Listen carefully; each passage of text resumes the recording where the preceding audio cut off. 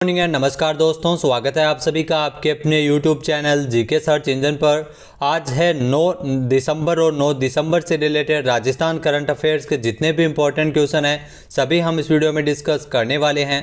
तो पूरा वीडियो बहुत ध्यान से देखना और वीडियो के एंड में मैं आपसे क्वेश्चन पूछूंगा जिसका आंसर आपको कमेंट बॉक्स में देना है। कल के वीडियो में मैंने आपसे क्वेश्चन पूछा था जो था हाल ही में राजस्थान कृषि श्रमिक संबल मिशन के अंतर्गत कितने करोड़ रुपए का प्रावधान किया गया है। तो इस मिशन के तहत 100 करोड़ रुपए का प्रावधान किया गया है, यानी कि ए ऑप्शन इसका बिल्कुल सही था। जिन दोस्तों ने ए ऑप्शन कमेंट बॉक्स में सही जवाब दिया था उनको हार्दिक शुभकामनाएं। राजस्थान कृषि श्रमिक संबल मिशन जिसके तहत 100 करोड़ रुपए का बजट है वो रखा गया है। ये मिशन है वो मुख्यमंत्री कृषक साथी योजना का ही एक भाग है। इसके लिए 100 करोड़ रुपए का प्रावधान है वो प्रस्तावित है। इसके तहत अगले 2 वर्षों में 1 लाख भूमिहीन कृषि श्रमिकों को कौशल विकास और क्षमता निर्माण का प्रशिक्षण इसमें मिलेगा। इस मिशन के अंतर्गत कृषि कार्यों में लगे हुए भूमिहीन श्रमिकों को साल 2022 से 23 में 2 लाख श्रमिकों को हस्तचालित कृषि यंत्र खरीदने के लिए 5,000 रुपये प्रति परिवार अनुदान भी दिए जाने की घोषणा की गई थी। तो चलिए स्टार्ट करते हैं आज के करंट अफेयर्स। पहला क्वेश्चन है, हाल ही में राष्ट्रीय कृषि और ग्रामीण विकास बैंक नाबार्ड द्वारा किस जिले में वित्त वर्ष 2023-24 के लिए स्टेट क्रेडिट सेमिनार का आयोजन किया गया था। तो इस सेमिनार का आयोजन है वो जयपुर में हुआ था, यानी कि ए ऑप्शन इसका बिल्कुल सही है। आइए जानते हैं इंपॉर्टेंट फैक्ट्स।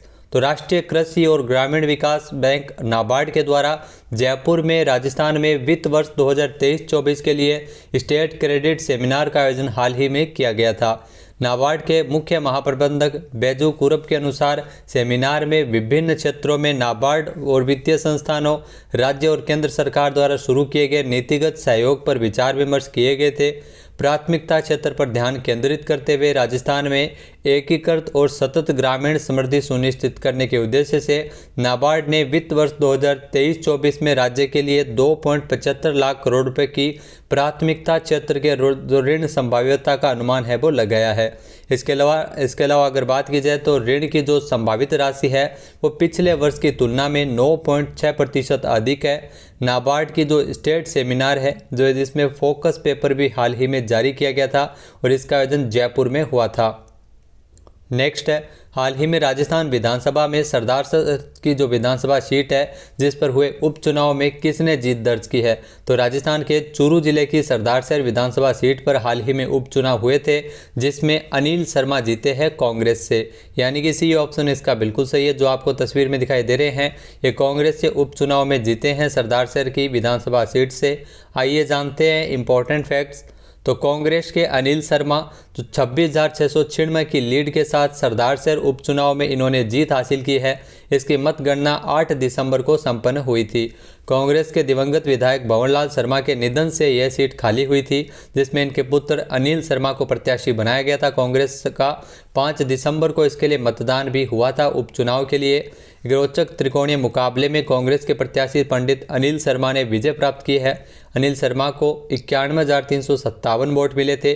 भाजपा के ही अशोक पिंचा को 64,505 वोट मिले थे और आरएलपी के लालचंद मुंड को इसमें 46,753 वोट मिले थे। तो दूसरे नंबर पर भाजपा और तीसरे नंबर पर आरएलपी रही थी।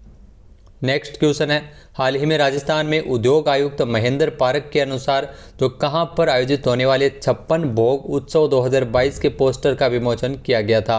तो 56 भोग उत्सव 2022 के पोस्टर का विमोचन हाल ही में किया गया था जयपुर में। इस 56 भोग उत्सव 2022 का आयोजन है वो आयोजन किया जाएगा। इसके लिए इस पोस्टर का विमोचन हाल ही में किया गया था।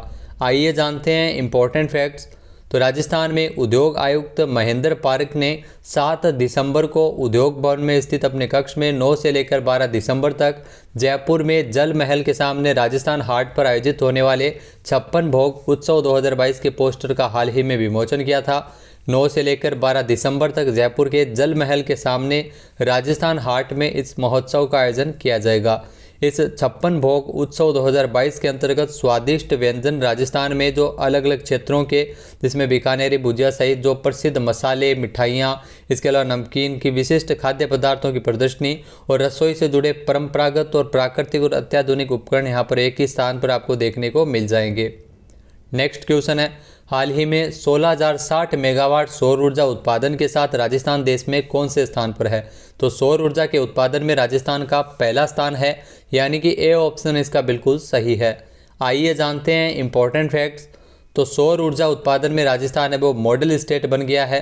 16,060 मेगावाट सौर ऊर्जा उत्पादन क्षमता के साथ देश में राजस्थान का अगर बात की जाए सौर ऊर्जा में पहला स्थान है। वर्ष 2024-25 तक 30 गीगावाट सौर ऊर्जा क्षमता की परियोजनाओं को धरातल पर उतारने का लक्ष्य है वो राजस्थान में निर्धारित किया गया है। इसके अलावा ग्रीन एनर्जी, क्लीन एनर्जी के क्षेत्र में राजस्थान को अग्रणी बनाने की दिशा में सरकार के द्वारा जो राजस्थान में सौर ऊर्जा नीति 2019 भी लाई गई थी।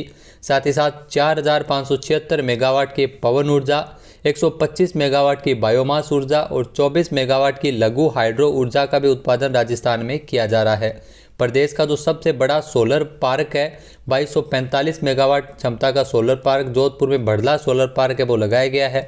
इसके अलावा 925 मेगावाट क्षमता का जैसलमेर के नोक में सोलर पार्क है वो लगाया गया है सोलर पार्क, और 750 मेगावाट क्षमता का फलोदी पोखरण में भी सोलर पार्क है वो विकसित किए गए थे। नेक्स्ट क्वेश्चन है, हाल ही में राजस्थान में पहली बार किस जिला कलेक्ट्रेट में ई फाइलिंग सिस्टम को शुरू किया गया? तो ये भी बहुत ही महत्वपूर्ण क्वेश्चन है। राजस्थान में पहली बार जो जयपुर जिला कलेक्ट्रेट में ई फाइलिंग सिस्टम है वो शुरू किया है, यानी कि सी ऑप्शन यहाँ पर बिल्कुल सही है। आइए जानते हैं इंपॉर्टेंट फैक्ट्स। तो जयपुर के जो जिला कलेक्टर प्रकाश राजपुरोहित ने एक नवाचार के तहत जयपुर कलेक्ट्रेट में ई फाइलिंग सिस्टम को लागू किया है। राजस्थान में ई फाइलिंग सिस्टम लागू करने वाला जयपुर जो पहला जिला कलेक्ट्रेट होगा। जयपुर जिले कलेक्ट्रेट में जो संस्थापना शाखा और सामान्य शाखा से ई फाइलिंग सिस्टम की शुरुआत है वो कर दी गई है। जयपुर के कलेक्टर प्रकाश राजपुरोहित ने यह सिस्टम लागू किया है। प्रदेश में जो सरकार के द्वारा सूचना एवं तकनीकी विभाग द्वारा तैयार किए गए राजकाज सॉफ्टवेयर के द्वारा सारा कलेक्ट्रेट का कार्य है वो ई फाइलिंग के माध्यम से इस ई फाइलिंग सिस्टम के रूप में किया जाएगा।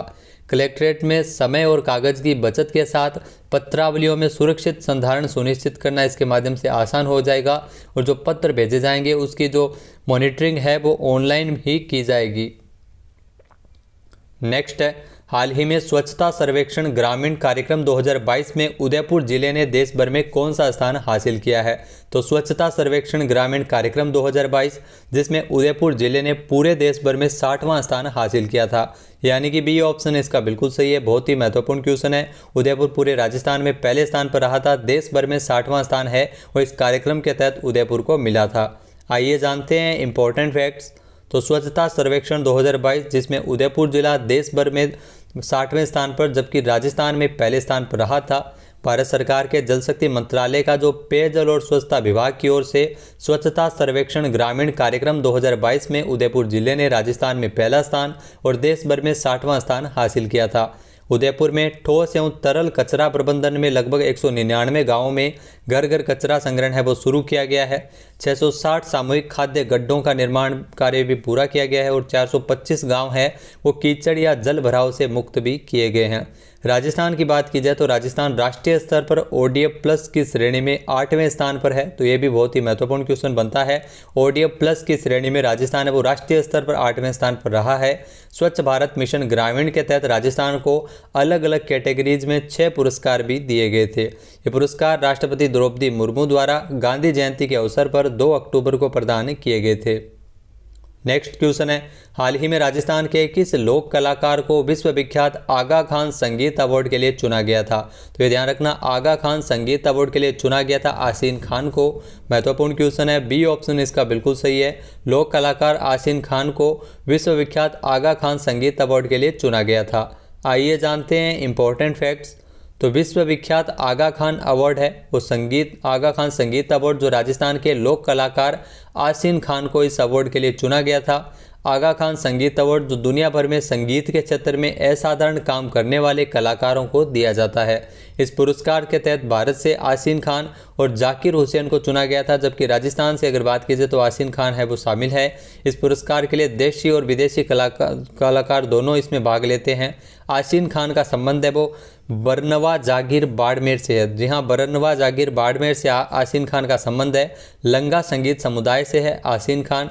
इसके अलावा जो सिंधी सारंगी वादन के कलाकार के रूप में भी प्रसिद्ध है। तो इनके जो सिंधी सारंगी है ये वाद्य यंत्र बजाते हैं, वादन कलाकार के रूप में प्रसिद्ध है। आसिन खान लंगा संगीत के संरक्षण आगामी पीढ़ी को परीक्षित करने के कार्य में पर्यटन विभाग के साथ मिलकर कार्य कर रहे हैं। नेक्स्ट क्वेश्चन है, हाल ही में राजस्थान राज्य बॉल बैडमिंटन संघ का अध्यक्ष किसे बनाया गया? तो ये ध्यान रखना, राजस्थान राज्य बॉल बैडमिंटन संघ का अध्यक्ष बनाया गया डॉक्टर राजपाल शर्मा को, यानी कि बी ऑप्शन इसका बिल्कुल सही है। आइए जानते हैं इंपॉर्टेंट फैक्ट्स। तो राजस्थान राज्य बॉल बैडमिंटन संघ का अध्यक्ष बनाया गया डॉक्टर राजपाल शर्मा को। राजस्थान राज्य बॉल बैडमिंटन संघ की नई कार्यकारिणी का गठन है वो हाल ही में किया गया था। इस कार्यकारिणी में शौकत अली मंसूरी को महासचिव और लक्ष्मीकांत शर्मा को कोषाध्यक्ष के पद पर चुना गया है। इस कार्यकारिणी का जो कार्यकाल है वो वर्ष 2022 से लेकर 2026 तक रहेगा। राजस्थान बैडमिंटन संघ की अगर बात की जाए तो इसके अध्यक्ष बने थे गजेंद्र सिंह शेखावत। नेक्स्ट है, हाल ही में भूपेंद्र पटेल 12 दिसंबर 2022 को गुजरात के कौन से मुख्यमंत्री के रूप में शपथ लेंगे? तो आपको बता दें कि भूपेंद्र पटेल जो गुजरात के 17वें मुख्यमंत्री के रूप में 12 दिसंबर को शपथ लेंगे, यानी कि ए ऑप्शन इसका बिल्कुल सही है। गुजरात चुनाव में जीते हैं बीजेपी और इसी अवसर पर आपको बता दें भूपेंद्र पटेल वो 17वें मुख्यमंत्री के तौर पर 12 दिसंबर को शपथ लेने वाले हैं। आइए जानते हैं इंपॉर्टेंट फैक्ट्स।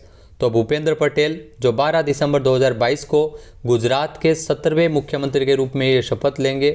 पटेल घाटलोडिया विधानसभा सीट से ये विधायक है गुजरात में और यह पद पहले आनंदीबेन पटेल के पास था। उन्होंने अहमदाबाद नगर निगम और अहमदाबाद शहरी विकास प्राधिकरण की स्थायी समिति के अध्यक्ष के रूप में भी कार्य किया है। भूपेंद्र पटेल आपको बता दें कि सितंबर 2021 से गुजरात के मुख्यमंत्री के रूप में कार्यरत है। हाल ही में वे गुजरात विधानसभा चुनाव में 182 विधानसभा सीटों वाले गुजरात में प्रदेश में भारतीय जनता पार्टी ने 150 से अधिक सीटें जीती है और बहुमत हासिल किया है। नेक्स्ट क्वेश्चन है, हाल ही में 8 से लेकर 10 जनवरी 2023 तक 17वें प्रवासी भारतीय दिवस की मेज़बानी कहाँ की जाएगी? तो 8 से लेकर 10 जनवरी 2023 तक अगले साल 17वें प्रवासी भारतीय दिवस की जो मेज़बानी है वो इंदौर में की जाएगी, यानी कि ए ऑप्शन यहाँ पर बिल्कुल सही है। आइए जानते हैं इंपॉर्टेंट फैक्ट्स। तो जनवरी 2023 में इंदौर में 17वें प्रवासी भारतीय दिवस की मेज़बानी की जाएगी। भारत मेज़बानी करने वाला है। भारत में 8 से लेकर 10 जनवरी 2023 तक इंदौर में 17वें प्रवासी भारतीय दिवस की मेज़बानी की जाएगी। गुयाना सहकारी गणराज्य के राष्ट्रपति डॉक्टर मोहम्मद इरफान अली 17वें प्रवासी भारतीय दिवस में मुख्य अतिथि के तौर पर इसमें शामिल होंगे। इसके अलावा 8 जनवरी 2023 को आयोजित होने वाले युवा प्रवासी भारतीय दिवस में ऑस्ट्रेलियाई संसद जो MP जनेटा मैस्करेनहाउस भी इसमें सम्मानित अतिथि के तौर पर शामिल होंगी। अब बात कर लेते हैं आज के हमारे क्विज की। तो आज का हमारा क्विज है, हाल ही में राजस्थान में जयपुर जंक्शन के कायाकल्प पर कितने करोड़ रुपए खर्च किए जाएंगे? एक बार फिर से सुनिएगा, राजस्थान में जयपुर जंक्शन के कायाकल्प पर कुल कितने करोड़ रुपए खर्च किए जाएंगे? इसका सही आंसर आपको कमेंट बॉक्स में देना है। और अगर ये वीडियो आपको पसंद आए तो इसे लाइक और शेयर करना बिल्कुल न भूलिएगा। चैनल पर नए हैं, सब्सक्राइब नहीं किया है तो अभी सब्सक्राइब बटन पर क्लिक करें। इस वीडियो की जो PDF फाइल है वो आप वीडियो के डिस्क्रिप्शन बॉक्स से डाउनलोड कर सकते हैं और इस क्वेश्चन का आंसर आप वोट करके भी कर सकते हैं। वीडियो आपको कैसा लगा हमें कमेंट बॉक्स में जरूर बताइएगा। इसके अलावा जो राजस्थान करंट अफेयर्स का 6 महीने का जो वीडियो है जून से लेकर नवंबर का, उसका जारी किया जा चुका है वीडियो और टेलीग्राम चैनल पर आपको PDF भी देखने को मिल जाएगी। अगर आपको जनवरी से लेकर अब तक के डिटेल अगर आपको क्वेश्चन चाहिए 800 प्लस की हमारी जो PDF है जिसका प्राइस है वो मात्र 50 रुपये रखा गया है, जिसमें आपको व्याख्या सहित 800 क्वेश्चन मिलेंगे जो एग्जाम पॉइंट ऑफ व्यू से काफ़ी इंपॉर्टेंट होंगे। तो जिस किसी को भी PDF चाहिए डिस्क्रिप्शन में पूरा प्रोसेस दिया गया है, हमारे नंबर पर संपर्क कर सकते हैं, आप PDF ले सकते हैं। जय हिंद, जय भारत, जय राजस्थान।